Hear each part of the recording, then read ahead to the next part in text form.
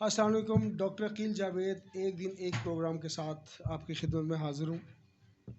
आज का जो प्रोग्राम हमने रखा हुआ है वो जो शीर ख्वार बच्चे हैं, ये जब फीडिंग कर रहे होते हैं, मदर फीडिंग हो या आर्टिफिशियल फीडिंग हो, तो जैसे ही ये मिल्क इनके मैदे के अंदर जाता है ये इसको रिफ्लेक्स करते हैं, यानी कि वापस फेंक देते हैं उल्टी की सूरत में, या वो दही की सूरत में वापस आता है या दूध की शक्ल में या उल्टी की सूरत में वापस आ जाता है। तो ये बड़ी कॉमन प्रॉब्लम है पाकिस्तान में। तो ये इस मसले के लिए हमने ये वीडियो मुनासिब समझी कि शूट करें।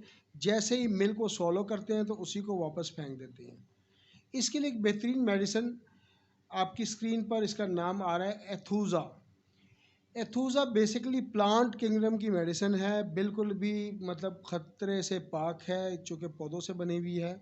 तो इजीली आप बच्चों को दे सकते हैं। नॉर्मली 6 माह के बच्चे या 3 माह के बच्चे या साल के बच्चे, उनके साथ मसला ये होता है कि जैसे उनको फीडिंग करवाई जाए दूध की, बेशक फीडर के ज़रिए हो या वालदा उनको मतलब फ़ीड करें, तो वो थोड़ी देर बाद उल्टी की सूरत में वो मिल्क दोबारा वापस फेंक देती हैं। तो एथूज़ा बेहतरीन मेडिसिन है। 30 पोटेंसी में आपने हर एक घंटे बाद 30 पोटेंसी में देनी है। 24 घंटे में इसका मसला हल हो जाता है। तो देखते रहिए हमारे चैनल डॉक्टर अकील जावेद। आपके सामने आपकी स्क्रीन पर 409 उसामा ब्लॉक लाहौर में हम क्लिनिक करते हैं।